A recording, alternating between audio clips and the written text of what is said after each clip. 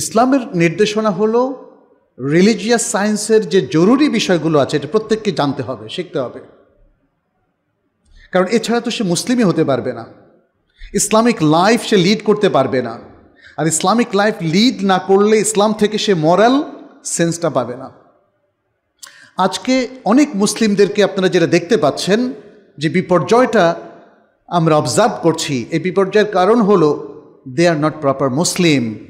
কারণ তারা ইসলামিক যেটা নেসেসারি অ্যাসেনশিয়াল নলেজ সেটা তারা কিন্তু অ্যাচিভ করেনি, অর্জন করেনি। ইসলামিক নলেজ যে অর্জন করবে না তাহলে তার অনেক ল্যাকিংস থাকবে, সে ইসলামিক মরালিটিটাকে বুঝতেই পারবে না। মানুষের জেনারেল যে মরাল সেন্সটা আছে ওটা এনাফ না, ওটা এনাফ না। যদি এনাফ হতো তাহলে এদেশের সকল শিক্ষিত মানুষকে আমরা সবচেয়ে মরাল অবস্থায় পেতাম।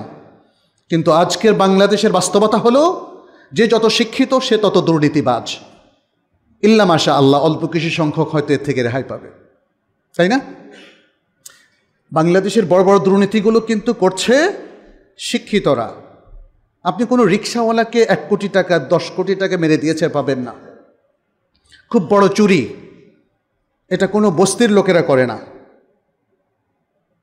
শিক্ষিতরা করে। তাহলে প্রবলেমটা কি?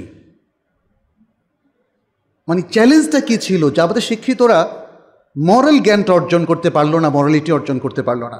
অথচ দেখেন ওয়েস্টার্ন যাদের এত সমালোচনা আমরা করছি তাদের মরালিটি সেন্সটা আমাদের চাইতেও বেটার। এত বড় করাপশন তাদের সোসাইটিতে, তাদের প্রশাসনে, তাদের বিভিন্ন সেক্টরে নাই। তাহলে আমাদের মধ্যে হলো কেন? অথচ আমাদের কাছে আছে আল কোরআন এবং সুন্নাহ। কারণ একটাই, কারণ আমরা আসলে কোরআন এবং সুন্নাহর মরাল নলেজটা নিতে পারিনি, তো বরং জরুরি জ্ঞানগুলো অর্জন করতে পারিনি। সুতরাং আমাদের সকল তরুণ এবং সবাইকে মনে রাখতে হবে যে আমাদের রিলিজিয়াস সায়েন্সের জরুরি জ্ঞানগুলো আমাদের প্রয়োজন হবে।